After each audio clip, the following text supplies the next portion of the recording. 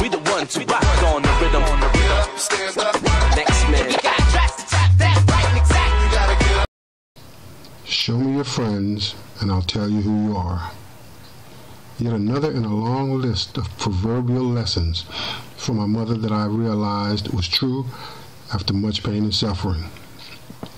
My first year at college, I befriended a linebacker on our football team. We became good friends when he brought a gun on campus and the police were coming to get him. I, of course, volunteered to take the gun and hide it. Right then, I should have recognized him as someone to stay away from. But he was a big man on campus, and I wanted to be associated with the cool people. It wasn't long before he had me out pulling robberies with him. And in no time, I found myself arrested and sentenced to 5 years in prison. My first offense, and a character killer. Yes, I learned the hard way that bad company indeed does corrupt good character.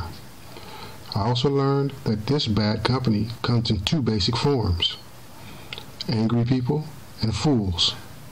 And in many cases, the two go hand in hand.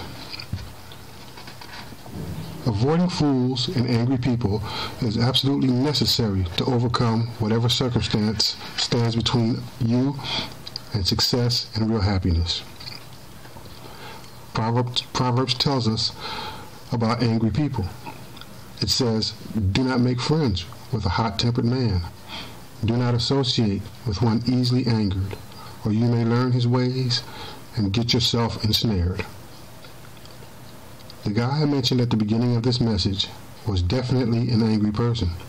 In fact, the reason he brought the gun on campus in the first place was to shoot a fellow ball player who angered him by saying the word blood. My friend was a Crip, of course. On several occasions, I witnessed this guy's short temper and violent outbursts, especially when we pulled robberies. And just like the proverb predicted, I adopted his ways. Although an angry person smiles on occasion, they are actually intimidating to others, and this gets them in trouble. It blocks opportunity. They don't understand why they can't get the job that they want or be in the happy relationship that they desire. They don't realize it is because they are angry, and happiness is like a virus in their body. Angry people are foolish. They open themselves up to both physical and mental illness. How many times have you heard of heart attacks, strokes, and brain aneurysms hitting someone during an angry outburst? To be angry requires a great deal of energy and leads to anxiety, depression, even psychotic behavior. Think serial killers. They do what they do because of deep-rooted anger. So you see, in order to succeed, you must manage your anger and have nothing to do with people you know to be always angry. Otherwise, it will rub off on you. Next, avoid foolish people like the plague. We usually meet our first fool in high school. It's the chronic class ditcher, the paint or glue sniffer, the gangbanger, the one always down to do dumb things, the cool one who does what he wants when he wants. Another word for fool is stupid, and I'm sure we all know stupid people. They hate instruction from authority because they think they have all the answers. They are notoriously unreliable, generally because their mind is so full of rebellion and drugs or alcohol that they can't remember anything. Relying on them is like trying to chew your food with a loose tooth.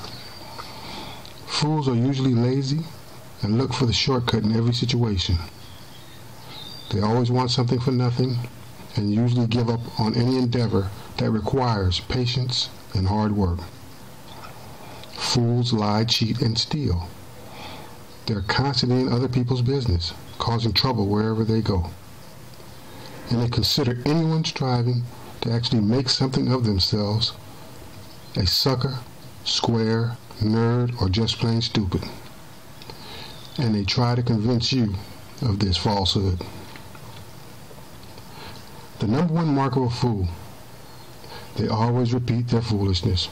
No matter how many times they burn their hands picking up that hot iron, they continue trying to pick it up. To be involved with such people only proves you to be a fool. So if you're not a fool, stay as far away from them as you can. Don't be joined together with them. Remember, you are light, they are darkness. You are a winner, they are losers. And if you join together with them, you will suffer the circumstances. Just ask the girl who got pregnant by a fool, who turned around and said the baby is not mine. Or the kid who got shot because his relative is a fool that brought the drama on. Finally, remember these words from the Holy Bible. Do not be joined together with unbelievers, for what do righteousness and wickedness have in common? Or what fellowship can light have with darkness? What harmony is there between Christ and the devil? What does a believer have in common with an unbeliever? Words to remember. Questions to ask yourself.